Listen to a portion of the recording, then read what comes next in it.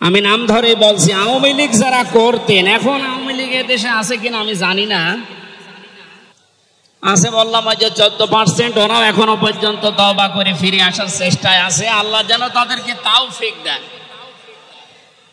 আর যদি হেদায়েত না থাকে দোয়া করেও তো হবে না, আল্লাহ যেন তাদেরকে মায়ের কাছে পাঠিয়ে দেন। একটু আস্তে বলেন ভাই, এটা জোরে বলার দরকার নেই। জীবনী পরিষ্কার হওয়ার কথা বলছিলাম।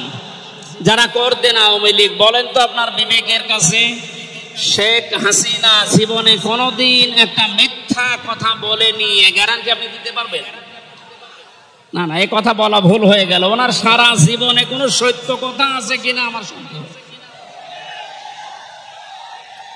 আমার এই 33 বছর বয়সে তো আমি কোনো সত্য কথা ওনার কাছ থেকে শুনলাম।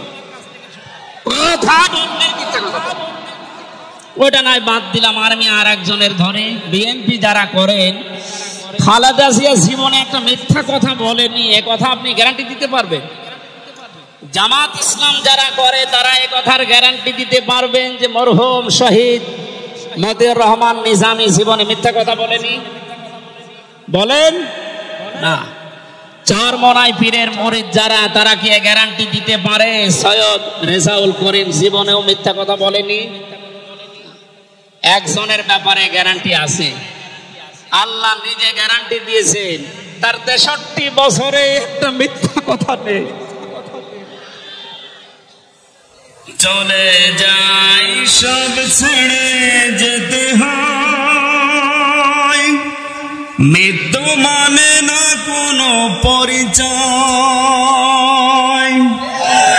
সব রাজা মহারাজা আর মহাবীর কাউকে অবকাশ দেয় না। ফিরআউন শেষ তক ছিল না, মৃত্যু তাকেও ছেড়ে দিল না। থেকে গেছে তার সব স্মৃতিচিহ্ন, কেউ আজ তার হয়ে রয় না। এই সেই পিরামিড দাঁড়িয়ে আকাশের দিকে মাথা বাড়িয়ে,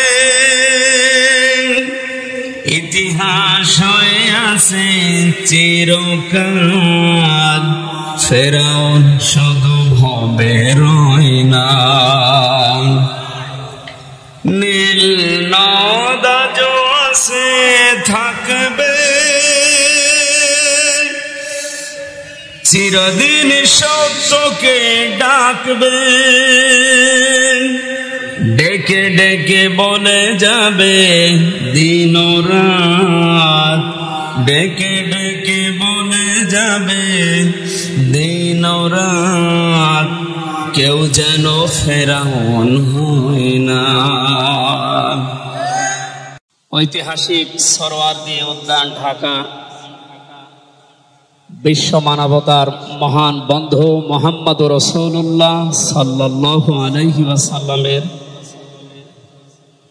জীবন চরিত্র সম্পর্কে আলোচনার এই পবিত্র অনুষ্ঠানের সম্মানিত সভাপতি, বিশিষ্ট আলেমে দ্বীন জনাব মাওলানা আবু তাহের জিহাদি দামাত বারকাতুহুল আলিয়া, মাহফিলের প্রধান অতিথি, আন্দরকিল্লা শাহী জামে মসজিদের সম্মানিত খতিব আওলাদে রাসূল আল্লামা আনোয়ার হোসাইন তাহের আল জাবের আল মাদানী মাদ্দাজিল্লুহুল আলিয়া, সম্মানিত অতিথিবৃন্দ, মঞ্চে বসা জাতীয় নেতৃবৃন্দ,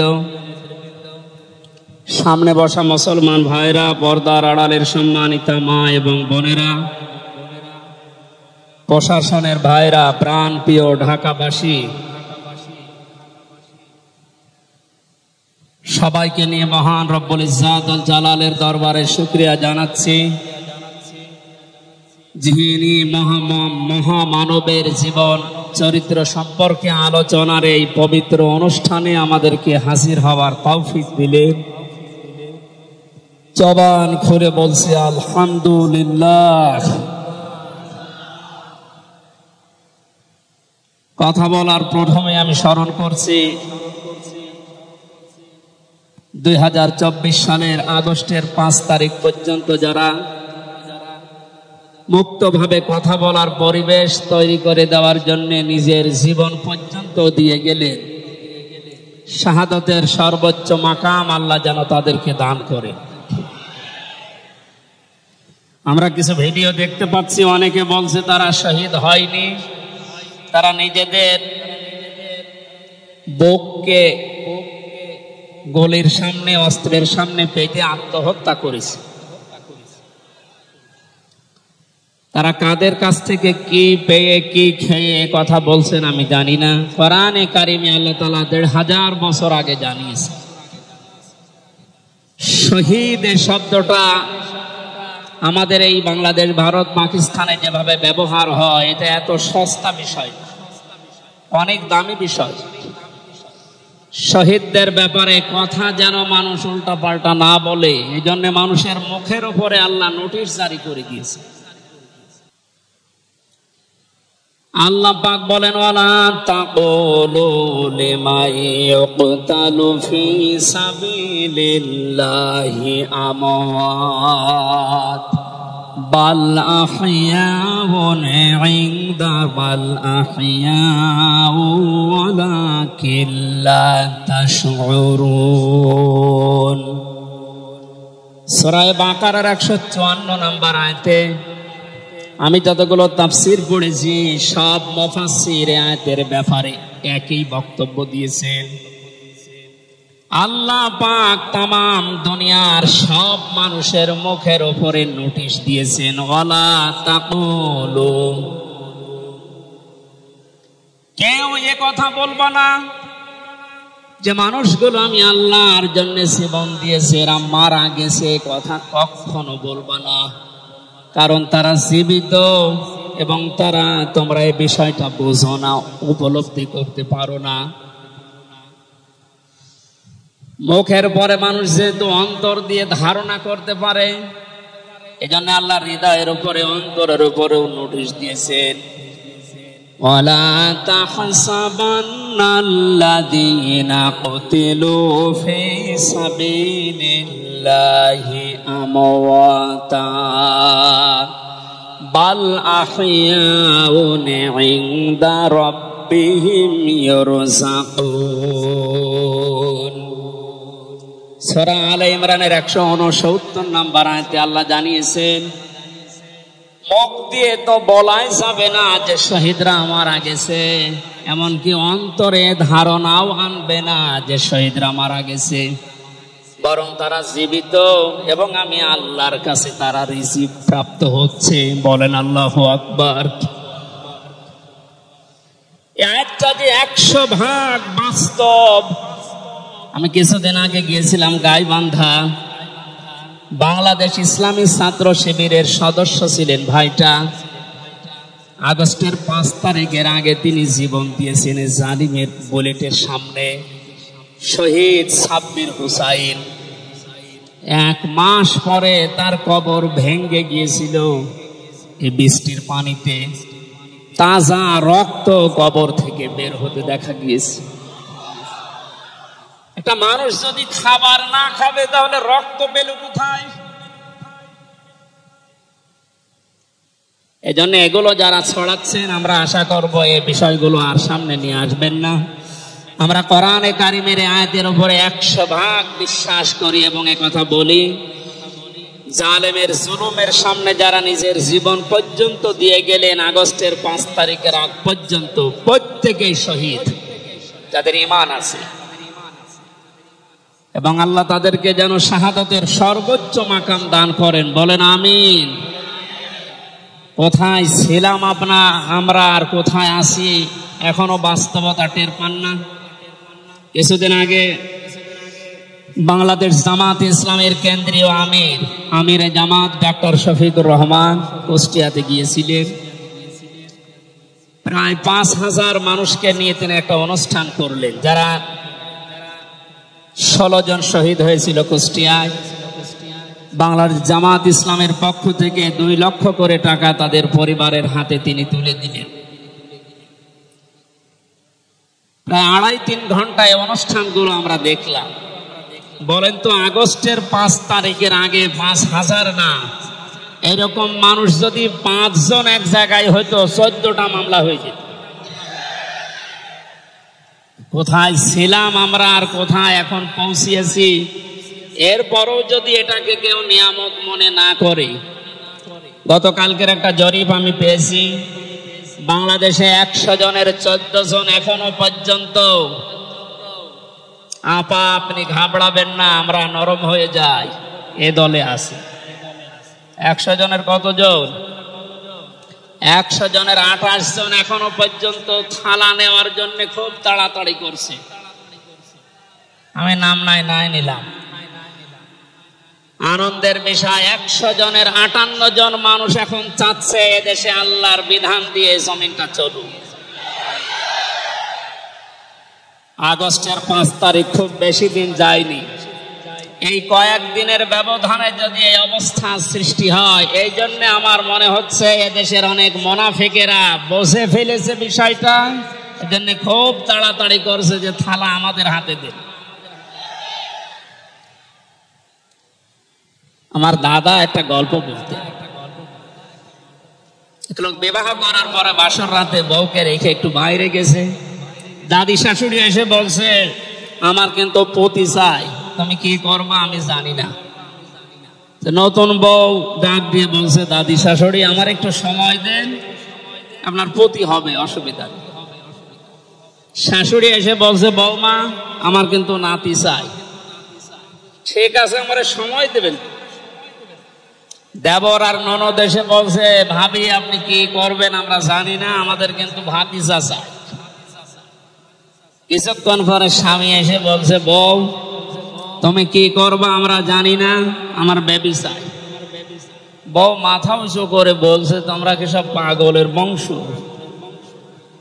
আমার এখনো কিছুই হয়নি, এরপরে 10 মাস 10 দিন সময় লাগবে, তারপরে কারো বেবি চাই, কারো ভাতিজা চাই, কারো নাতি চাই, সব হবে। আমার তো সময় দেবেন নাকি?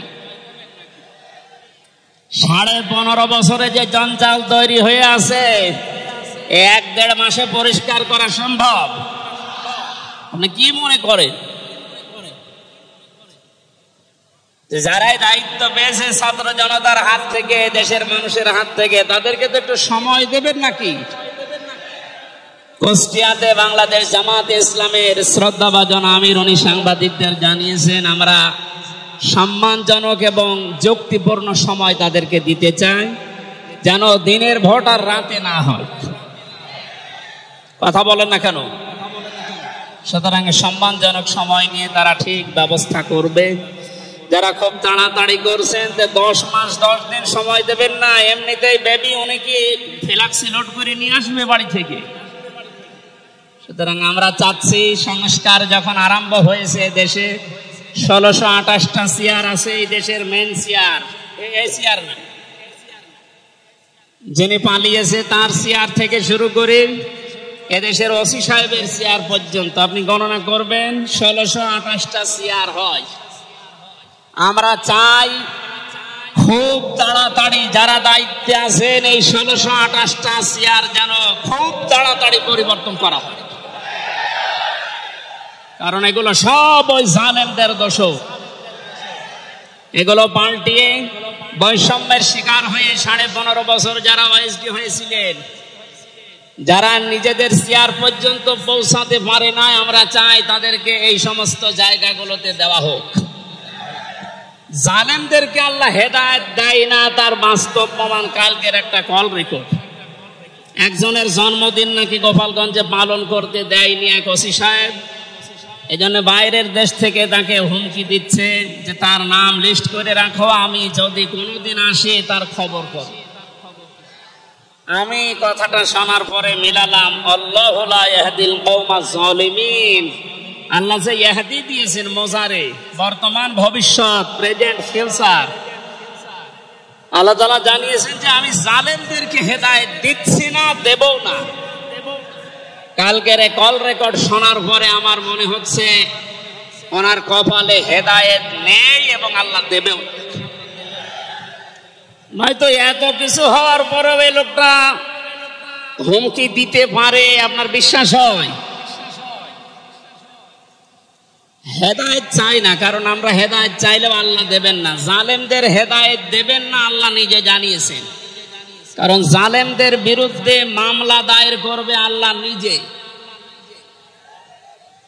এটা আমি বানালাম। সূরা শূরা 25 নম্বর পারা 6 নম্বর পৃষ্ঠার 13 নম্বর লাইনের 42 নম্বর আয়াতে আছে, ইন্নামাস সাবিলু আলাল্লাযীনা ইয়াযলিমুনান নাস ইলা আখির আয়াত। আল্লাহ পাক বলেন, অবশ্যই আমি আল্লাহ নিজে মামলা দায়ের করব, কেস করব, অভিযোগ দাখিল করব তাদের বিরুদ্ধে যারা মানুষ হয়ে মানুষের বিরুদ্ধে জুলুম করে। আল্লাহ ইয়াজলিমুনাল মুসলিমুনা দেননি, যে মুসলমানদের উপরে যারা জুলুম করে, ইয়াজলিমুনান নাস দিয়েছেন, যারা মানুষের উপরে জুলুম করে, অত্যাচার করে। এরা আমির হামজার মামলার আসামি না, এরা সরাসরি আল্লাহর মামলার আসামি। 1628 জন যারাই ছিলেন, আর আপনারা কিন্তু বাংলাদেশের কারো মামলার আসামি না, সবাই এখন আল্লাহর মামলার আসামি। মামলার বাদী যত বড় হয়, মামলা তত কঠিন হয়, এবং জামিন পাওয়াও তত কঠিন হয়। আপনারা জানেন আমি 3টি বছর জেলে ছিলাম। আমার যে মামলা ছিল, আমার মনে হয় যদি সাজাও লাগিয়ে দিত সর্বোচ্চ 3 মাস। কিন্তু মামলার বাদী যেহেতু একেবারে আল্লাহর ওলি, এই জন্যে বহুবার মামলা সিএমএম কোর্ট, জজ কোর্ট, হাইকোর্টে ওঠার পরও বলে না, হবে না। এই কয়েকদিন আগে মামলা আমার সব খারিজ হয়ে গেছে। আমি মনে করলাম মাননীয় আদালতকে প্রশ্ন করি যে আমার এই মামলা তো আপনার কাছে 3 বছর ছিল, এতদিন তো কিছুই করেননি, হঠাৎ এখন বলছেন কোনো দোষ নেই, সব বেকসুর খালাস করে দিলাম। মামলাটা হাতে নিয়ে উনি বলছে এর ভেতরে তো কোনো মাল ম্যাটারেস নেই, কি দিয়ে বিচার করব, সব বাদ দিয়ে দিলাম। তো এতদিন এই কথা বললে তো আমার 3 বছর জেলে থাকা লাগে না। উনি এইটাই বলতো যে হুজুর আমার হাত বাঁধা ছিল। কে বাঁধা ছিল? এখন যেহেতু হাত খোলা নাই, বিচার করতে পারছেন, আমরা চাই এদেশে যত চেয়ার আছে সব হাত যেন আবু সাইদের মতো এভাবে খোলা থাকে। এভাবে হাত খোলা চান না? কিয়ামতের আগে কোন জালেম এদেশের চেয়ারে আর আসতে পারবে না ইনশাআল্লাহ। সতর্ক থাকা লাগবে আমাদের। এই জন্য যারা তাড়াহুড়া করছেন আপনারা একটু শান্ত হন, আগে 10 মাস 10 দিন সময় দেন, বাসর হোক। কথা বলেন না কেন? আমি আর নিচে নামলাম না। আল্লাহ আপনাদেরকে সম্মতি দান করুন, আমিন। দরুদ আর সালাম পড়ছি আমাদের নবী মুহাম্মদুর রাসূলুল্লাহ সাল্লাল্লাহু আলাইহি ওয়াসাল্লামের প্রতি। আজকে সেই বিকাল 3টা থেকে শুরু করে রাত 9টা পর্যন্ত এদেশের পতিতযশা আলেমদের মুখে, ইসলামিক চিন্তাবিদদের মুখে এবং জাতীয় নেতৃবৃন্দের মুখে আপনারা নবীর সিরাত সম্পর্কে বিভিন্ন কথা শুনতেছেন। আমি লাইভ দেখছিলাম। আমার আজকের আলোচনার বিষয় রাসূল সাল্লাল্লাহু আলাইহি ওয়াসাল্লাম কেন একমাত্র আদর্শ। এই পয়েন্টের উপরে কোরআন শরীফ থেকে, হাদিস থেকে আমি 18টা পয়েন্ট বের করেছি। খুব সংক্ষেপে এর উপরে আপনাদের সামনে কথা উপস্থাপন করার চেষ্টা চালাবো ইনশাআল্লাহ। ওয়া মা তাওফীকি ইল্লা বিল্লাহ। জবান খুলে কোরআনের সোনালী আয়াতটা একটু পড়েন। আউযু বিল্লাহি মিনাশ শাইতানির রাজিম। বিসমিল্লাহির রহমানির রহিম।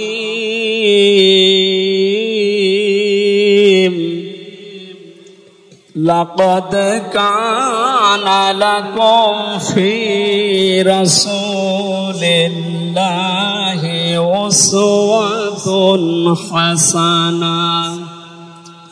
সাদাকতা ইয়া রাব্বানা। সূরা আহজাব 21 নম্বর আয়াতের প্রথম অংশ আমরা তেলাওয়াত করলাম। আমার আলোচনার বিষয় হচ্ছে বিশ্বনবী কেন একমাত্র আদর্শ। এই পৃথিবীতে বহু মানুষকে আমরা আদর্শের সৈনিক হওয়ার ঘোষণা দিতে শুনি। তারা স্লোগান পর্যন্ত দেয়, আমরা সবাই অমক সেনা, ভয় করি না বুলেট বোমা। আজকের আলোচনার পরে এটা ক্লিয়ার হবে। বিশ্বনবী বাদ দিয়ে অন্য কারো আদর্শের সেনার ঘোষণা যদি কেউ দেয়, এ মারা গেলে নবীর সুপারিশ থেকে বঞ্চিত ও চির জাহান্নামী। আমরা যেহেতু মানুষ এবং আমরা মুসলিম, আমরা জাহান্নামে যেতে চাই না। এই ছোট্ট ভুলের কারণে এই ভুলটা আজকে শুধরিয়ে নেব ইনশাআল্লাহ। সূরা আহজাব কোন সূরা বলেন তো? এটা ক্লাস চলছে, ছাত্রের মতো জবাব দেবে। আহজাব শব্দের শাব্দিক অর্থ দল সমূহ। এর এক বচনে হচ্ছে হিজবুন। হিজবুন মানে দল। পৃথিবীতে দল আছে দুইটা। প্রশ্ন আসতে পারে, বাংলাদেশে প্রায় ৭৩টার উপরে দল, আর দল দুইটা মানে? হ্যাঁ, দল একটা হচ্ছে আল্লাহর দল, একটা হচ্ছে শয়তানের দল। আমরা সামনে বিস্তারিত এই দুইটা দলের উপরে কথা বলবো ইনশাআল্লাহ। দল করা লাগবে এই ঘোষণা আমির হামজার না আল্লাহর? এই শব্দটা শুনলে অনেকে মানধাত আমলের দিকে নিয়ে যায়। আপনি আলেম মানুষ, হুজুর মানুষ, ইমাম সাহেব মানুষ, আপনি দল দাঁড়িয়ে এগুলো করবেন কেন? কোরআনে কারিমের যদি কেউ একটা আয়াত অবিশ্বাস করে, আর ঈমান থাকার কথা। আল্লাহ পাক বলেন, ওয়ালতাকুম মিনকুম উম্মাতুন, তোমাদের ভেতরে অবশ্যই একটা দল থাকতেই হবে। দল এই শব্দটা কোরআনে আছে না নেই? দল এই বাংলায় নেই, কিন্তু উম্মাতুন এই শব্দ তো আছে। আমি সেই দিন গাইবান্ধায় ওই দিন আলোচনা করার পরে একজন মুসলিম হয়েছিল, জিজ্ঞাসা করলাম। পরবর্তীতে ওই দিন আলোচনার বিষয় ছিল ভোট। অনেক শিক্ষিত মানুষ আমারে জিজ্ঞাসা করছে, আপনি ভোট এই শব্দ নিয়ে আসলেন, কোরআনে হাদিসে এই শব্দ আছে? এটা তো আরবি। হ্যাঁ আছে। আমানাত শব্দটা কোরআনে আছে। তাফসিরে মারিফুল কোরআন আল্লামা শফি রহমতুল্লাহ আলাইহি আমানতের প্রায় 19টা অর্থ দিয়েছেন। তার ভেতরে অন্যতম অর্থ হচ্ছে ভোট দেওয়া, রায় দেওয়া, সমর্থন দেওয়া। সুতরাং কেউ যদি ভোট এটাকে দুনিয়ার কোন বিষয় মনে করে এড়িয়ে যায়, সে কিন্তু মরণের পরে ধরা খাবে। কথা বলেন, আমরা আখেরাতে আদালতে ধরা খেতে চাই, আমরা বাঁচতে চাই। সুতরাং দল মাস্ট বি, করাই লাগবে। যে দলের কর্মসূচি দুইটা, তারা ভালো কাজে আদেশ করবে, অন্যায় কাজে বাধা দেবে। আল্লাহর ভাষা এরাই হচ্ছে সফল কাম দল। এদেশে যত দল আছে, এই দুইটি কর্মসূচি কারা পালন করে আপনি অবশ্যই দেখতে পাচ্ছেন। আপনার বিবেকের কাছে প্রশ্ন করে আপনি সামনে আগাবেন ইনশাআল্লাহ। তাহলে নবীজি আমাদের জন্য একমাত্র আদর্শ কেন? এর এক নম্বরে আমি পেয়েছি, তার জীবনটা আমাদের কাছে পরিষ্কার। এই কারণে পৃথিবীতে আমরা যা দেখি, যে কোনো রাজনৈতিক দলের নেতা নেত্রী আপনি হন, ওই রাজনৈতিক দলে যাকে মানেন তার চরিত্র জীবন আপনার কাছে কিন্তু পরিষ্কার না। কথা বলে না কেন? আমি নাম ধরে বলছি, আওয়ামী লীগ যারা করতেন, এখন আওয়ামী লীগ দেশে আছে কিনা আমি জানি না। আছে বললাম ওই যে 14%, ওরাও এখনো পর্যন্ত তওবা করে ফিরে আসার চেষ্টায় আছে। আল্লাহ যেন তাদেরকে তাওফিক দেন। আর যদি হেদায়েত না থাকে, দোয়া করেও তো হবে না। আল্লাহ যেন তাদেরকে মায়ের কাছে পাঠিয়ে দেন। একটু আস্তে বলেন ভাই, এটা জোরে বলার দরকার নেই। জীবনী পরিষ্কার হওয়ার কথা বলছিলাম। যারা করতেন আওয়ামী লীগ, বলেন তো আপনার বিবেকের কাছে, শেখ হাসিনা জীবনে কোনোদিন একটা মিথ্যা কথা বলেনি, এ গ্যারান্টি আপনি দিতে পারবেন? না না, এ কথা বলা ভুল হয়ে গেল। ওনার সারা জীবনে কোনো সত্য কথা আছে কিনা আমার সন্দেহ। আমার এই 33 বছর বয়সে তো আমি কোনো সত্য কথা ওনার কাছ থেকে শুনলাম। কথা বললে মিথ্যা কথা বল, ওটা নয় বাদ দিলাম। আমি আর একজনের ধরি, বিএনপি যারা করেন, খালেদা জিয়া জীবনে একটা মিথ্যা কথা বলেনি, এ কথা আপনি গ্যারান্টি দিতে পারবেন? জামাত ইসলাম যারা করে, তারা এ কথার গ্যারান্টি দিতে পারবেন যে মরহুম শহীদ মতিউর রহমান নিজামী জীবনে মিথ্যা কথা বলেনি? বলেন না। চরমনাই পীরের মুরিদ যারা, তারা কি গ্যারান্টি দিতে পারে সৈয়দ রেজাউল করিম জীবনেও মিথ্যা কথা বলেনি? একজনের ব্যাপারে গ্যারান্টি আছে, আল্লাহ নিজে গ্যারান্টি দিয়েছেন, তার 63 বছরে একটা মিথ্যা কথা নেই।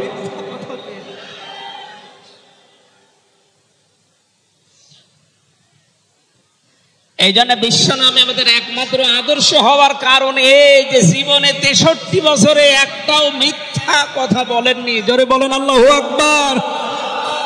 এটা যে কত বড় বিষয় আপনি চিন্তা করলে আপনি চিন্তার রেখা শেষ করতে পারবেন না। আমাদের দিনের ভেতরে 24 ঘন্টায় কত মিথ্যা আসে, আর তার পুরা 63 বছরের জীবনে একটা মিথ্যা কথা তিনি বলেননি। 2 নম্বরে পেয়েছি আমি, তিনি উন্নত চরিত্রের অধিকারী ছিলেন। এমন চরিত্র আল্লাহ তাকে দিয়েছিলেন। আমি 3 জন নবীর নাম পেয়েছি, আল্লাহর নামের সাথে তাদের নাম আল্লাহ মিলিয়ে দিয়েছেন। হযরত ইসমাঈল আলাইহিস সালামকে আল্লাহ ডাক দিয়েছিলেন গোলামিন খলিল, আমার সহনশীল বান্দা। হযরত ইসহাক নবীকে আল্লাহ বলেছিলেন গোলামিন আলিম, আমার জ্ঞানী বান্দা। আর মুহাম্মদুর রাসূলুল্লাহকে আল্লাহ ডাক দিয়েছেন ওয়া ইন্নাকা লাআলা খুলুকিন আযীম। জোরে বলেন আল্লাহু আকবার। বৃষ্টি হচ্ছে না বাইরে?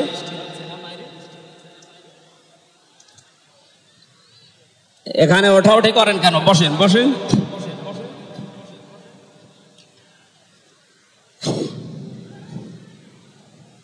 এই কোরআনের আলোচনার ভেতরে কথা বললে কিন্তু গুনাহ হবে ভাই, কথা বলা যাবে না। কষ্ট হলে ওইভাবে থাকেন, কথা বলবেন না। 3 নম্বরে পেয়েছি আমি সূরা ইউনূসের 58 নম্বর আয়াতে আল্লাহ তাআলা জানিয়েছেন বিশ্ব নবী তোমাদের জন্য একমাত্র আদর্শ হওয়ার কারণ তিনি শ্রেষ্ঠ সম্পদ। قل بفضل الله وبرحمته فبذلك فليفرحوا هو خير مما يجمعون। নবী আপনি বলুন, তাম দুনিয়ার মানুষেরা যা গেইন করে, যা অ্যাচিভ করে, যা অর্জন করে, যা কিছু পেয়ে আনন্দে আছে, আমি আল্লাহর কাছে এই পৃথিবীর শ্রেষ্ঠ সম্পদ হচ্ছে আপনি। জোরে বলেন আল্লাহু আকবার। সুতরাং আপনার আদর্শ পেয়েছে যারা, সে মানুষগুলো যেন আনন্দে থাকে, তারা যেন খুশি হয়।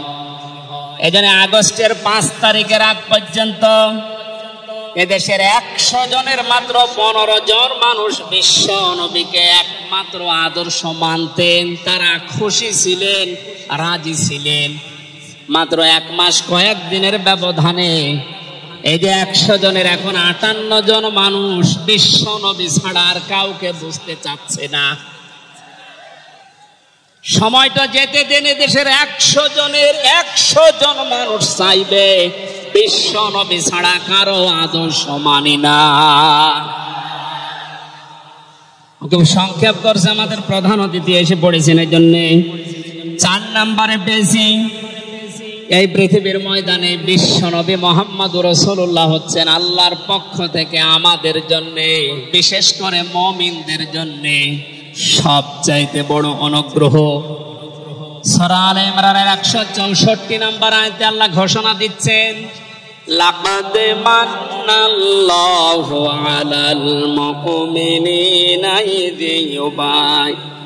ইয লাকাদ মান্নাল্লাহু আলাল মুমিনিনা ইয বা'আসা ফীহিম রাসূলা ইলা আখির আয়াত। অবশ্যই মুমিনদের জন্য এই পৃথিবীর ময়দানে বিশ্বনবী মুহাম্মদুর রাসূলুল্লাহ আল্লাহর পক্ষ থেকে একটা অনুগ্রহ। আমরা এক একটা আয়াতের ভেতরে বিভিন্ন তাফসীর অনুযায়ী যত কথা আল্লাহ জানিয়েছেন নবীর সম্পর্কে, প্রচন্ড গরম, আপনাদের কষ্ট হবে যেন আমি খুব সামারাইজ করছি। 6 নম্বরে পৃথিবীর ময়দানে বিশ্বনবী একমাত্র আদর্শ হওয়ার পেছনে কারণ এই, তিনি গোটা জাহানের জন্য ছিলেন একমাত্র রহমত।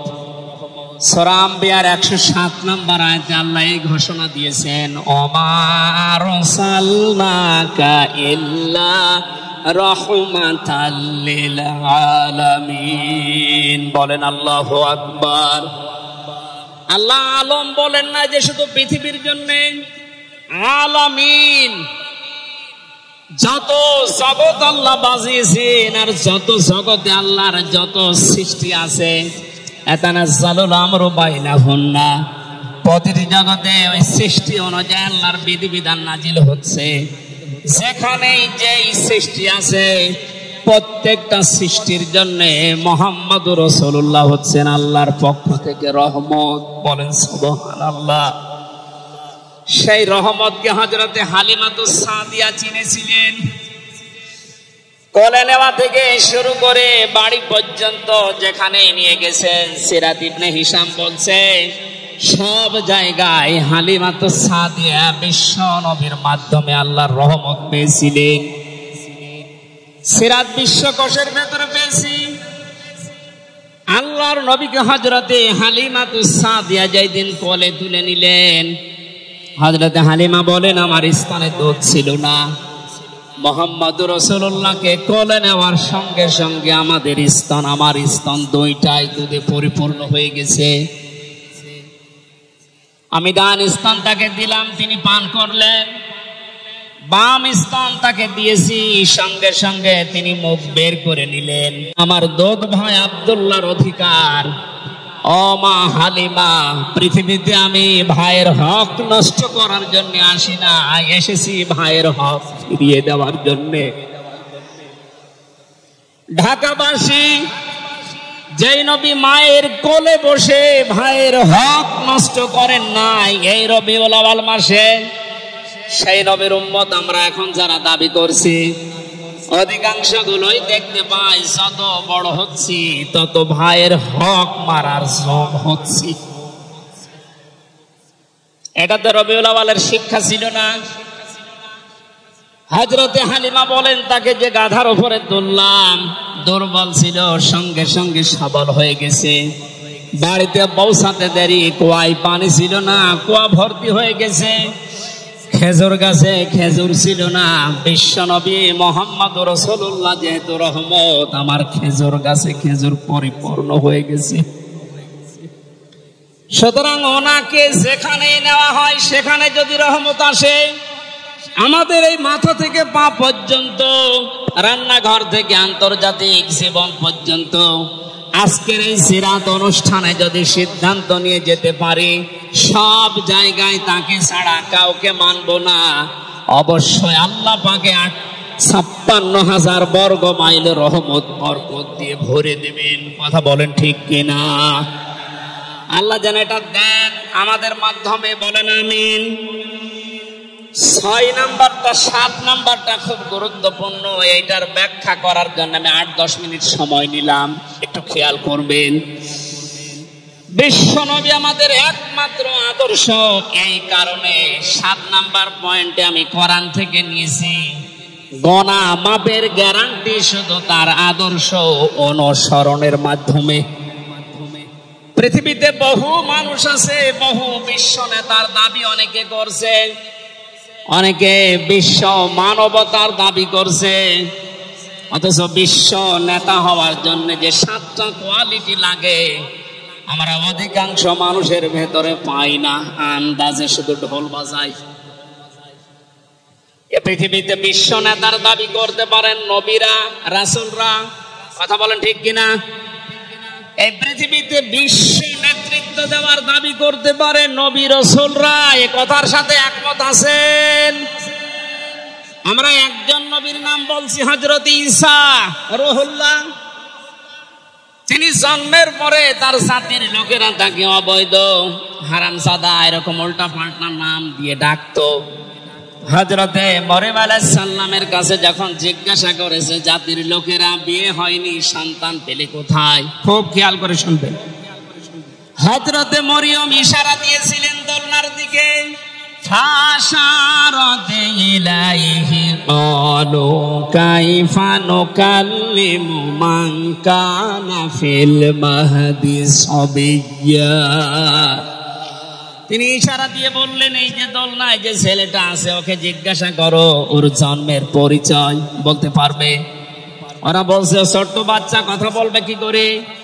সঙ্গে সঙ্গে দোলনা থেকে হযরত ঈসা তার এই জাতির লোকের এই কথার উত্তর দিয়েছেন, জবাব দিয়েছেন, ক্বালা ইন্নী আবদুল্লাহ আতানিয়াল কিতাবা ওয়া জাআলানি নাবিয়্যা ওয়া জাআলানি মুবারাকান আইনামা কুনতু ওয়া আওসানি বিস সালাতি ওয়াজ যাকাতি মা দুমতু হাইয়্যা। বলেন আল্লাহু আকবার। দোলনা থেকে হযরত ঈসা বললেন, আমি অবৈধ সন্তান না, আমি জারজ না, আমি আল্লাহর বান্দা। আল্লাহ পাক আমাকে জামানায় নবী করে পাঠিয়েছেন এবং আমাকে সামনে কিতাব দেবেন। আমাকে তিনি ওসিয়ত করেছেন, আদেশ দিয়েছেন আমি যেন সালাত আদায় করি, যাকাত আদায় করি যতদিন আমি জীবিত আছি। আমার মা আর বাবার সাথে, মায়ের সাথে যেন আমি ভালো ব্যবহার করি। এখানে কয়েকটা পয়েন্টের দিকে তাকান। হযরতে ঈসা তিনি নিজের পরিচয় দিতে গিয়ে প্রথমে বললেন, আমি আব্দুল্লাহ, আল্লাহর বান্দা। আল্লাহ আমাকে জামানার নবী করে পাঠিয়েছেন এবং কিতাব সামনে আমাকে দেবেন। আজ পৃথিবীর ময়দানে যারা বিশ্ব নেতা হওয়ার কথা জানায়, যাদেরকে দাবি করা হয়, দেখেন তো এ মানুষগুলোর বাবা এক ধর্মের, মা আর এক ধর্মের। জন্ম আপনার আগে বৈধ হওয়া লাগবে, এরপরে বিশ্ব নেতা। যে 7টা পয়েন্ট আছে আয়াতের তাফসিরে, অত জোরে বলার দরকার নেই, আপনি বুঝলেই হবে। বিশ্ব নেতা হওয়ার জন্য প্রথম কোয়ালিটি থাকবে, আপনার জন্ম হওয়া লাগবে বৈধ। এ পৃথিবীর প্রত্যেকটা নবীর জন্ম ছিল বৈধ, কোন নবী অবৈধ না। কথা বলেন। অথচ এখন অনেককে এমন দাবি করে আকাশে তোলা হচ্ছে যার মা এক ধর্মের, বাবা আর এক ধর্মের। আমি বাকি 6টা নাই বলব। ঢাকাবাসী, এবার আসেন তো সূরা আলে ইমরানের 131 নম্বর আয়াতের এই ব্যাখ্যাটা বলার জন্য আমি এই আশপাশে যাচ্ছিলাম। বিশ্ব নবীকে অনুসরণ করলে জীবনের গুনাহ মাপের গ্যারান্টি দিয়েছেন কে? এতদিন আয়াত যেভাবে শুনেছেন ওইভাবে না, যেহেতু এখন ডিজিটাল যুগ, ডিজিটাল কায়দায় শোনা লাগবে। কুল ইন কুনতুম তুহিব্বুনাল্লাহা ফাত্তাবিউনি ইউহিব্বুকুমুল্লাহ ওয়া ইয়াগফির লাকুম যুনুবাকুম আল্লাহু গফুরুর রহিম। এটা তাফসিরে ফি জিলালিল কোরআনে সাইয়্যিদ কুতুব বিস্তারিত দিয়েছেন। আমি শুধু ইঙ্গিত দিচ্ছি, একটু তাকান। আল্লাহ পাক বলেন, নবী আপনি বলুন, যদি আল্লাহকে ভালোবাসি এ দাবি তোমাদের থাকে, এ দাবি আমাদের আছে না নেই? আল্লাহকে আমরা ভালোবাসি এ দাবি আছে না নেই? আল্লাহ বলেন, এ দাবি যারা করে তাদেরকে আপনি বলেন যে ফাত্তাবিউনি, তারা যেন আপনার অনুসরণ করে। আল্লাহ পাক বলেন, তারা যদি আপনার অনুসরণ করে ইউহিব্বুকুমুল্লাহ, আমি আল্লাহ নিজেই তাদেরকে ভালোবাসা আরম্ভ করব। আমি যদি কাউকে ভালোবাসি তার জীবনের অপরাধগুলো মাফ করে দেই। আমি গফুর, আমি রহিম। এ পর্যন্ত বাংলা অর্থ ছিল। এবার আসেন ব্যাখ্যায়। এদিকে আসেন আপনারা, এদিকে আসেন। ফাত্তাবিউনি, আমার অনুসরণ করো, আমাকে দেখে দেখে চলো। এখন এই অনুসরণ করা লাগবে কি নবীজির জীবনের আংশিক না পূর্ণাঙ্গ? আরো জোরে বলেন, আংশিক না পূর্ণাঙ্গ? আব্দুল্লাহ ইবনে উবাইয়ের দিকে তাকান, এই লোকটা অনুসরণ করেছিল কিন্তু আংশিক, এই জন্য মুনাফিকের সর্দার হয়ে মারা গেছে। কথা বলেন ঠিক কিনা?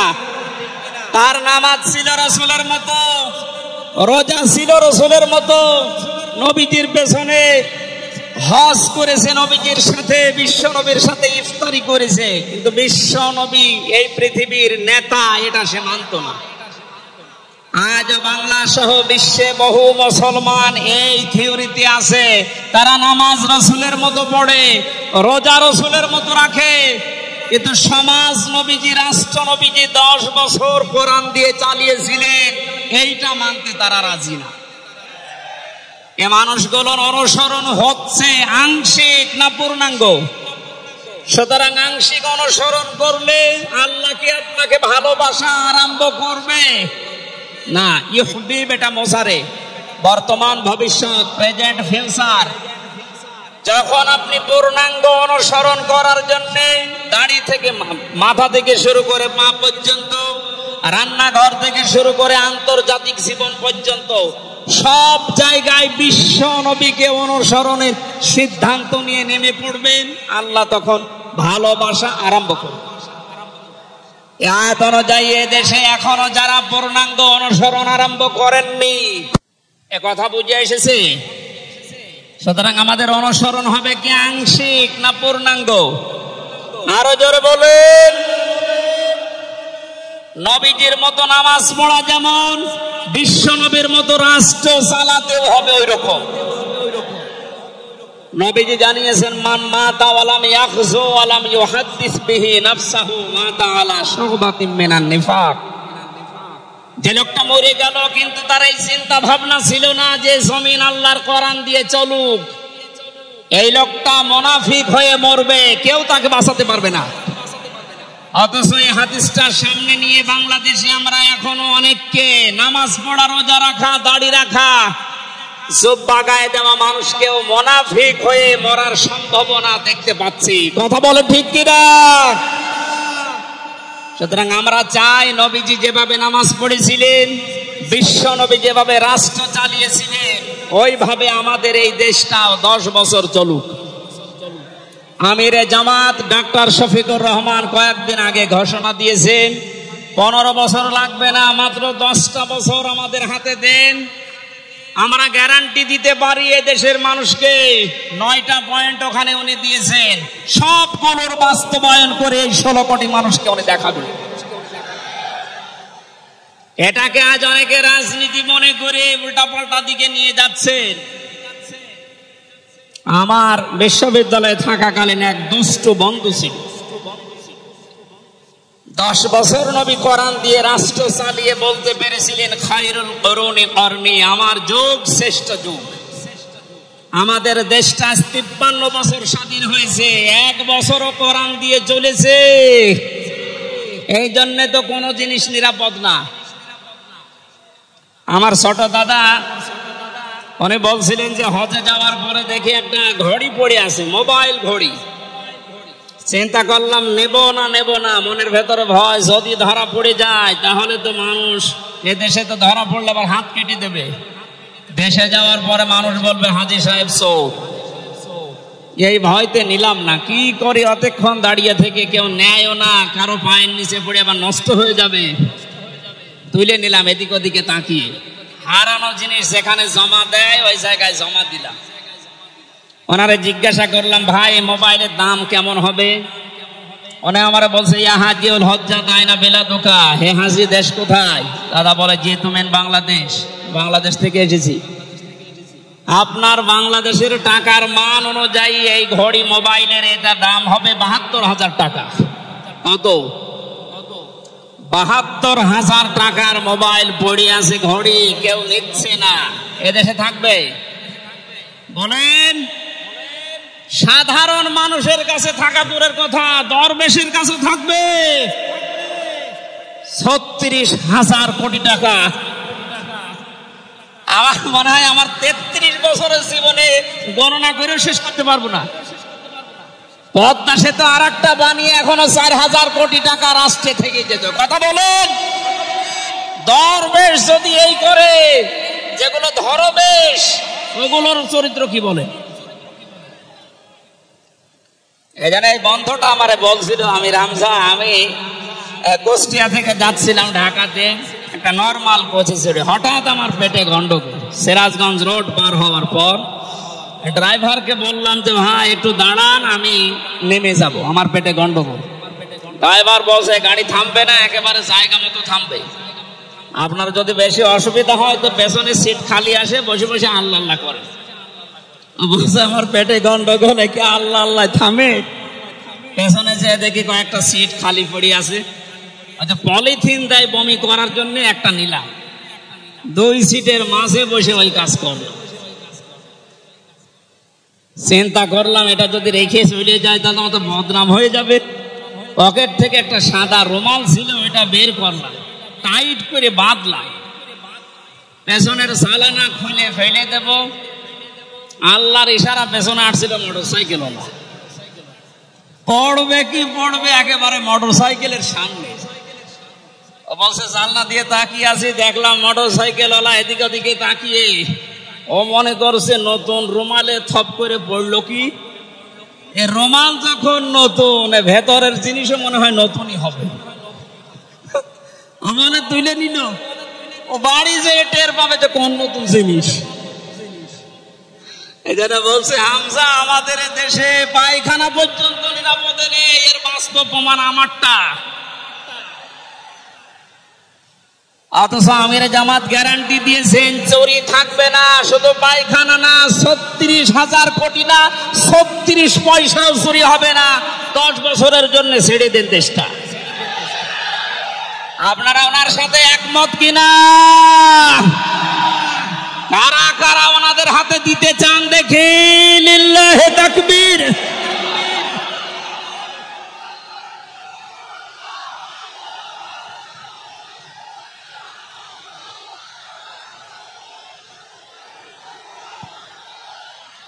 আলহামদুলিল্লাহ ভাই, এটা রেকর্ড হচ্ছে, এটা শুধু এই সামিয়ানার নিচে নেই, 18 কোটি মানুষ শুনতেছে। যারা এই ময়দানের থেকে হাত তোলা দেখে তারাও হাত তুলেছে। আমরা চাই এই হাত যেন আল্লাহর জন্য আপনারা তোলেন, মানুষকে দেখানোর জন্য না। সুতরাং আমরা যদি বিশ্ব নবী মুহাম্মদুর রাসূলুল্লাহর অনুসরণ আংশিক করি, আল্লাহর ভালোবাসা পাওয়া এখনো আমরা আরম্ভ করিনি। এই হিসাবে দেশের অনেক পীর, অনেক ইমাম, অনেক খতিব, অনেক আলেম, অনেক জনতা এখনো আল্লাহর ভালোবাসা পাওয়া আরম্ভ করেনি। গুনাহ মাফ, জান্নাত তো দূরের কথা। কারণ আল্লাহর ভালোবাসা যে পাওয়া আরম্ভ করবে, তার জীবনের গুনাহগুলো আল্লাহ মাফ করবে, তাকে জান্নাতে দেবে। সুতরাং রাসূলুল্লাহ আমাদের একমাত্র আদর্শ হওয়ার কারণে তাকে অনুসরণ করলে এই গ্যারান্টি পাওয়া যায় যে জীবনের গুনাহ আল্লাহ মাফ করে দেন। জোরে বলুন সুবহানাল্লাহ। 9 নম্বরে পেয়েছি, বিশ্ব নবীর সাথে কেউ যদি বেয়াদবি করে তাহলে সে ধ্বংস হয়ে যাবে।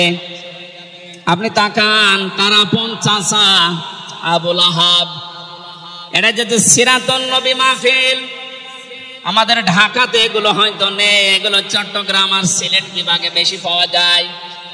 রবিউল আউয়াল মাস আজকে শেষ, এ মাস আসলেই অনেককে দেখে নবীর জন্ম নিয়ে, নবীর মিলাদ নিয়ে আনন্দে আত্মহারা হয়ে যায়। পরিষ্কার ভাষায় বলছি, বাংলার মানুষেরা নবীর মহব্বত, নবীর ভালোবাসা মাস্ট বি লাগবে। কিন্তু নবীর জন্ম নিয়ে, নবীর মিলাদ নিয়ে যদি কেউ শুধু আনন্দ করে মেতে থাকে, নবীর আদর্শ আপনি এই মুহূর্তে জেনে নিতে পারেন যে আপনি জাহান্নামী। তার প্রমাণ নবীদের আপন চাচা আবু লাহাব আর আবু তালেব। এই 2 জন চাচা নবীর আদর্শ পেয়ে খুশি ছিল না, তারা নবীর জন্ম পেয়ে খুশি ছিল।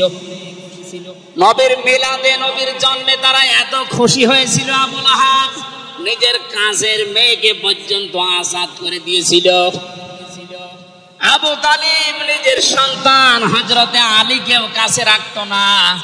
আল্লাহর নবীর জন্মে লোকটা এত বেশি খুশি হয়েছিল যতদিন পর্যন্ত তার আন্ডারে ছিল নবীজি, ততদিন নিজের ছেলে বাদ দিয়ে বিশ্ব নবীকে কাছে রেখে ঘুমাতো। অথচ তাদের পোড়া দুইজনের জীবন আমি পড়ে দেখেছি। দুইজন চাচা, বিশ্বনবী মুহাম্মদ রাসূলুল্লাহর দুইজন চাচা শুধু নবীর জন্ম মিলাদ নিয়ে আনন্দে ছিল, আদর্শ পেয়ে তারা আনন্দ করে নাই, মেনে নেয় নাই, জন্য দুইজনে জাহান্নামী। বলেন নাউজুবিল্লাহ। সিস্টেম অপর পৃষ্ঠায় দেখুন, আরো দুইজন চাচার নাম আমরা জানি, হযরতে হামজা, হযরতে আব্বাস রাদিয়াল্লাহু তাআলা আনহুমা। এই দুইজন চাচা শুধু নবীর জন্মে মিলাদে খুশি ছিলেন না, তারা নবীর আদর্শ পেয়ে খুশি হয়েছিলেন। এই জন্য দুইজনে জান্নাতি। বলেন সুবহানাল্লাহ। হযরতে হামজা, হযরতে আব্বাস যে জান্নাতে গেছে কোন সন্দেহ আছে? আল্লাহ কোরআনের আয়াত নাযিল করেছেন তাদের নামে, রাদিয়াল্লাহু আনহুম ওয়া রাদু আন। আল্লাহ পাক বলেন আমি তাদের উপরে রাজি হয়ে গেছি যেমন তারা আমার উপরে রাজি। সুতরাং হযরতে আব্বাস, হযরতে হামজা দুইজনেই নবীর আদর্শ মানার কারণে জান্নাতি। আমরা এদের মতো হতে চাই। বলেন আমিন। এখানে একটা কথা আছে, হযরতে হামজা আব্বাস রাদিয়াল্লাহু তাআলা আনহু তিনি কিন্তু অনেক আগে মুসলমান হয়েছিলেন গোপনে, কিন্তু প্রকাশ করেননি। এই মাসলাটা বলছি এই কারণে, 152 জন সমন্বয়কের ভেতরে 108 জন বাংলাদেশ ইসলামী ছাত্র শিবিরের নেতা এবং পরীক্ষিত কর্মী। তারা আজ অনেক জালেম এবং অনেক মুনাফিক পর্যন্ত, এমন অনেক আলেম নামে জালেম পর্যন্ত এই বিষদগার করছে। নাম যেহেতু দেখেছে ছাত্র শিবির, এই জন্য তাদের চুলকানি। কেন ওরা এতদিন পরিচয় প্রকাশ না করে এই কাজ করলো? ওরা মুনাফিক, ওরা শয়তান। যেখানে বিশ্বজিতের মতো হিন্দু সে রেহাই পায় না, সেখানে পরিচয় দিয়ে মার খাবে।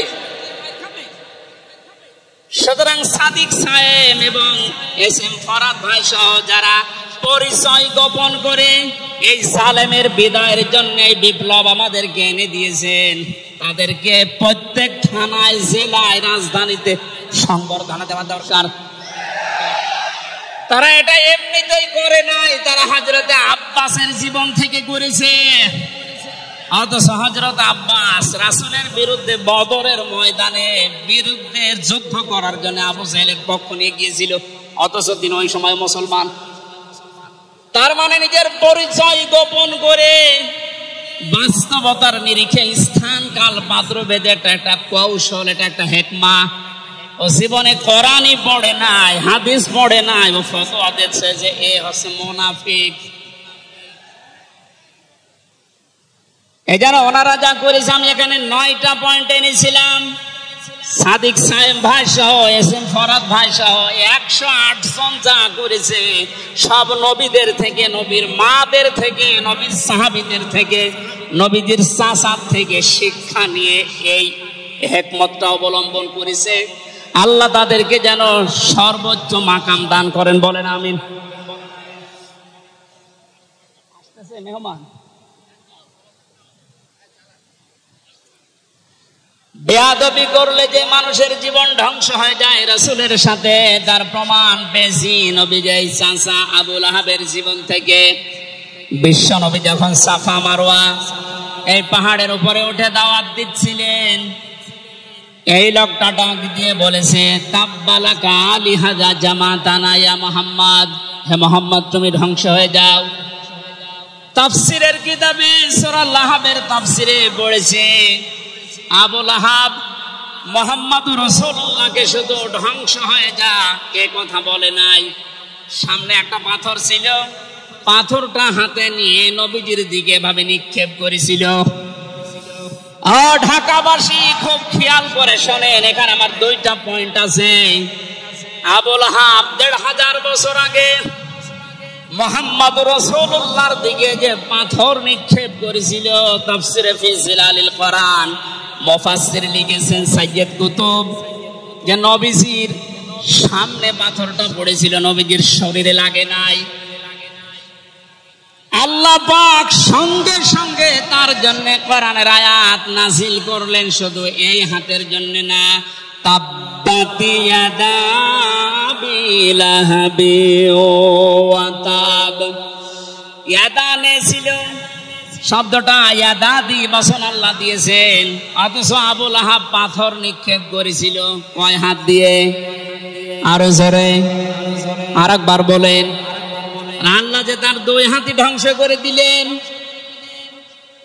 জবাব দিয়েছেন মুফাসসির এইভাবে, আবু লাহাব যদিও এভাবে পাথর নিক্ষেপ করেছিল এক হাত দিয়ে, কিন্তু তার বাম হাত একটু নড়াচড়া করে সাপোর্ট দিয়েছিল। আপনি যদি এখান থেকে একটা কোনো কিছু নিক্ষেপ করেন এভাবে, এ হাত দিয়ে শুধু কাজ হবে না, এ হাত নড়াচড়া করে সাপোর্ট দেবে। আল্লাহ এইটাও সহ্য করেন নাই। নবীজির বিরুদ্ধে যারা অবস্থান নিয়েছে, যে যতটুকু তার সাথে যারা সাহায্যে ছিল, সহযোগিতায় ছিল, আল্লাহ তাদেরকেও ধ্বংস করে দিয়েছেন। এই 15.5 বছরে আল্লাহর নবীর আদর্শকে, তার শিক্ষাকে, শিক্ষা ব্যবস্থা থেকে ডাইরেক্ট ডান হাতের মতো, অনেকে বাম হাতের মতো পেছন দরজা দিয়ে নাড়াচাড়া করে উল্টিয়ে ফেলেছিলেন। এই কথা বলেন না কেন? হযরত আবু বকর আর নবীজির সেই সারে গারে সুরের সেই ঘটনাটা আমাদের শিক্ষা ব্যবস্থা এখন আর নেই। এগুলো তুলে ওখানে বাবার জীবনী বসিয়েছেন। সুতরাং নবীজিকে যারা আঘাত দিয়ে শিক্ষা ব্যবস্থা থেকে 96% মুসলমানের এই দেশে নবীর আদর্শ বাদ দিয়ে অন্য কাউকে যারা বসাতে চেয়েছিলেন, যারা ডাইরেক্ট এগুলো করেছিলেন, যেগুলো মন্ত্রণালয়ের দায়িত্বে ছিল, বাম হাত দিয়ে যারা পেছন দরজা দিয়ে নাড়াচাড়া দিয়েছেন, উপদেষ্টা মণ্ডলের ভেতরে 2 জন আছে, তারা সমকামিতা প্রমোট করছেন, আমরা শুনতে পাচ্ছি। পাঠ্যপুস্তকে যে পরিবর্ধন আনার চেষ্টায় আছেন 96% মুসলমান কিন্তু ঘুমিয়ে যায়নি, এরা এখনো জেগে আছে। আমিরে জামাত কুষ্টিয়ায় সেদিন ঘোষণা দিয়েছে, দেশের মুসলমানেরা এখন আর 5 তারিখের আগের মতো ঘুমিয়ে নেই, সব সজাগ আছি আমরা। আরো জোরে বলেন।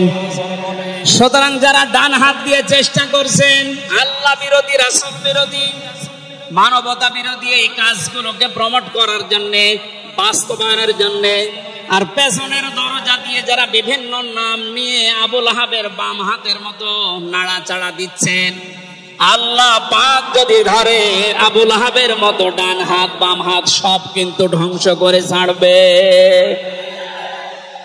এজন্য আমরা সাবধান বাণী উচ্চারণ করছি। এগুলোই যারা আছেন, আমি নাম নিলাম না, ছাত্র জনতা যেভাবে আপনাদেরকে উপদেষ্টা বানিয়েছে, আপনি 152 জনের 108 জনের দেখতে পারছেন না। এই মানুষগুলো কি চাই? 108 জন না, আমি 152 জনের সাথে যোগাযোগ রেখে দেখেছি, সবাই চায় এদেশে আল্লাহর বিধান চালু। এই রবিউল আউয়াল মাসে রাসূলের চরিত্র যেভাবে শুনি, ওটা যেন বাস্তবে দেখতে পাই, সেটা চালু হোক। 53 বছর তো দেখলেন, বাবা চালিয়েছিল, দুর্ভিক্ষে মরেছে অনেকে, আমি দেখি না, আমার তো 33 বছর, এই মুরব্বীরা দেখেছি। স্বামী চালিয়েছিল অনেকের চাচা চালিয়েছে 9 বছর, ভাবি চালিয়েছে, এমনকি বউ চালিয়েছে, এটা তো দেখলাম। এখন শুধুমাত্র কোরআন দিয়ে চললে, নবীর আদর্শ দিয়ে চললে দেশটা কেমন দেখা যায় এটা দেখতে বাকি আছে। এটা আপনারা দেখতে চান না সামনে?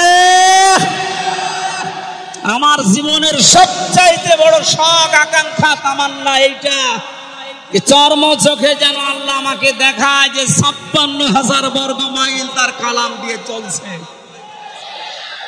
এটা দিয়ে চললে যে কেমন দেখা যায়, এটা মিনি জান্নাত হয়ে যাবে। আপনি বিশ্বাস করেন, এটা মিনি জান্নাত হয়ে যাবে। অনেকের এখনো পর্যন্ত শ্বশুর ভয় দেখাচ্ছে। আমির জামাত সেদিন বলেনি যে শ্বশুর ভয় দেখাচ্ছে মেয়েদেরকে যে তোমাদের ঘর বন্দি করে রাখবে। অনেকে যারা ডাইল খায়, মামা বাবা খায়, লাল পানি খায়, এরা কি খাবে? দেশটা যদি কোরআন দিয়ে চলে, নবীর আদর্শ দিয়ে চলে, পুরা দেশটা হয়ে যাবে মসজিদের মতো। মসজিদে প্রবেশ করলে যত বড় বিড়ি খোর হোক, যত বড় ডাইল খোর হোক, যত বড় বাবা খোর হোক, আর লাল পানি যেই খায়, ওই পরিবেশে গেলে কেউ কি চাইবে যে একটু লাল পানি খাই? কারণ পরিবেশটাই রহমত দিয়ে ভরপুর। কথা বলেন ঠিক কিনা? এই জন্য মসজিদে প্রবেশ করতে হলে আল্লাহর রহমত আমরা কামনা করি। আল্লাহুম্মা আফতাহলি আবওয়াবা রহমাতি, পুরা জায়গাটাই রহমত দিয়ে ভরপুর। আল্লাহর কোরআনের বিধান সেখানে চলে, এজন্য পুরা জায়গাটা রহমত দিয়ে ভরপুর করা। এই দেশটায় যদি আল্লাহর বিধান চালু হয়, রাসূলের আদর্শ চালু করতে পারি আমরা, পুরা দেশটা হয়ে যাবে মসজিদের মতো। তখন আর লাল পানি খেতে, বিড়ি খেতে আপনার মনে চাইবে না। আপনি জান্নাতি হয়ে মারা যেতে পারবেন, এই গ্যারান্টি আমরা দিতে পারি। সুতরাং আমরা রাসূলের সাথে কোনো বেয়াদবি যেন না করি। আমার মনে হয় মেহমান এসে গেছে আমাদের মাঝখানে।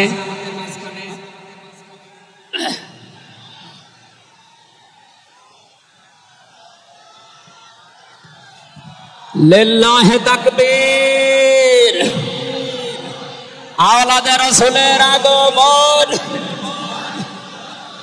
আওলাদে রাসূলের আগমন। আমাদের মাহফিলের প্রধান অতিথি আওলাদে রাসূল আল্লামা আনোয়ার হোসাইন তাহের আল জাবেরি আল মাদানী মাদ্দাজিল্লুহুল আলী আমাদের মাঝে এসে গেছেন। আমরা যে প্রচন্ড গরমে আপনারা কষ্ট পাচ্ছেন, এবং উনি যেহেতু এসে গেছে, এখন আর কথা বলা মনে হয় ঠিক হবে না। আমি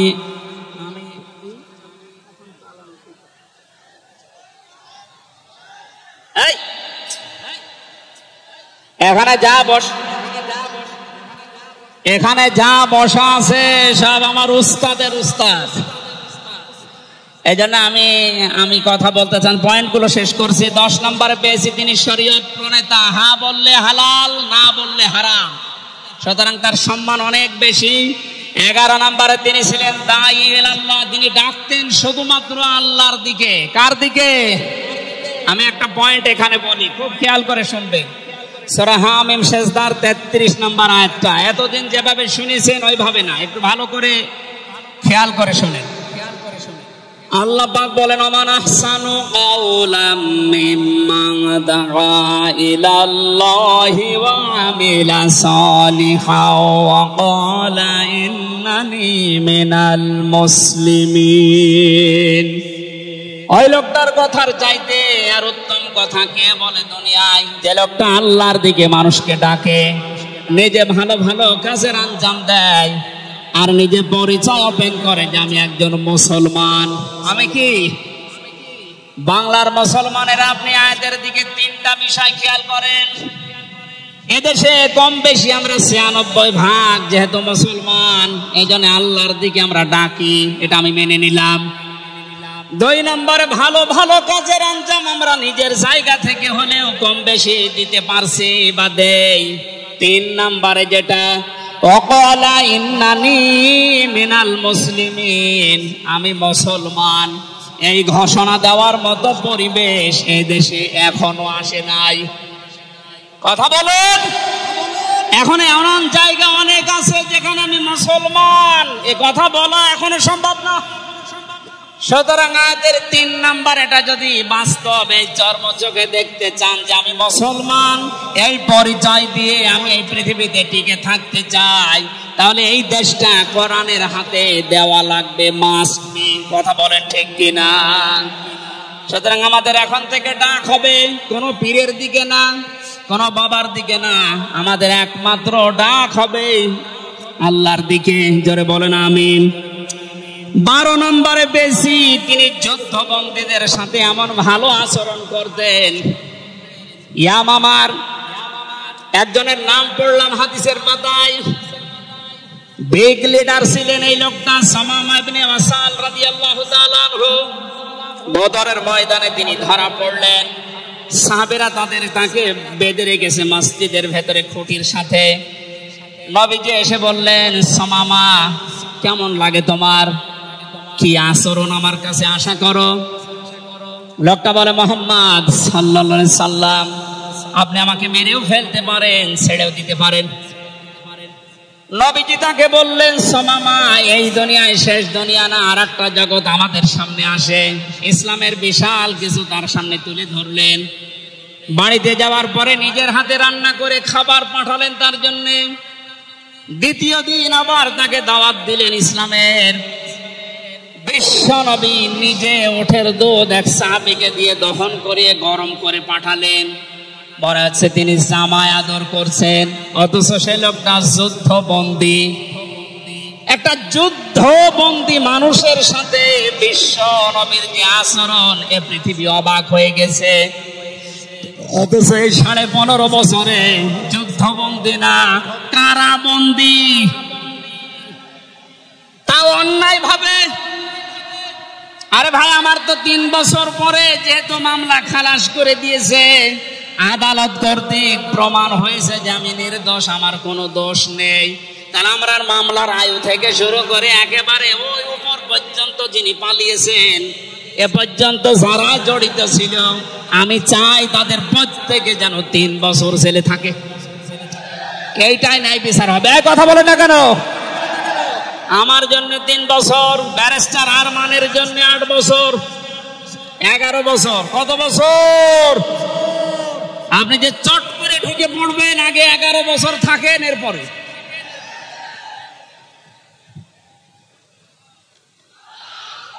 সুতরাং বাস্তবতা এইটাই।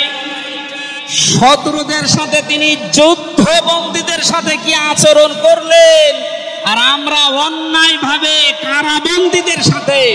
আমি তো অন্যেরটা জানি না, নিজেরটার সাথে বলছি। এই যে মুরব্বী মানুষ বসে আছে, মাওলানা রফিকুল ইসলাম খান, এই মুরব্বীর পায়ে বেড়ি দিয়ে, হাতে হ্যান্ডকাপ দিয়ে, মাথায় দড়ি দিয়ে মনে হচ্ছে গরু টেনে নিয়ে যাচ্ছে। আমার 11 ঘন্টা টাঙিয়ে রেখেছিল। অথচ নিজেরাই বলছিল যে আপনার কোনো দোষ নেই, আমরা জানি। দোষ নেই, আমরা ধরে রেখেছেন কেন? ছেড়ে দেন। বলে না, উপরের নির্দেশ। কোথায় পৌঁছিয়েছিল দেশটা? আর তারা এই রবিউল আউয়াল আসলে একদিন ছুটি দিত নবীর জন্মদিন পালন করার জন্য। নবীর আদর্শের কোনো খোঁজ খবর তাদের কাছে নেই। এই উসামা ইবনে ওয়াসাল নবীজির আচরণ থেকে শেষ পর্যন্ত বাপদাদার ধর্ম ত্যাগ করে ইসলাম কবুল করেছিলেন। এই 15 বছর যদি এরকম কিছু দেখাতে পারতেন, লাখের উপরে মানুষ জেল খাটতেছে। আমার মনে হয় 100 জনের 70 জন মানুষ এই দেশে জেল খাটে, কিচ্ছু জানে না। বিশেষ করে 15.5 বছর এই মানুষগুলো আপনার দলে অন্তত না আসলে আপনার জন্য দোয়া করতো। এরপরে আমি পেয়েছি বিশ্ব নবীকে একমাত্র আদর্শ হওয়ার কারণ তিনি শত্রুদের সাথে এমন আচরণ দেখিয়েছিলেন, পৃথিবীতে ইতিহাস হয়ে আছে। তায়েফে তিনি দোয়া করেছিলেন, আল্লাহুম্মা হাদি কওমি ফাইন্নাহুম লা ইয়ালামুন। 14 নম্বরে পেয়েছি তিনি নবী এবং রাসূলদের নেতা ছিলেন।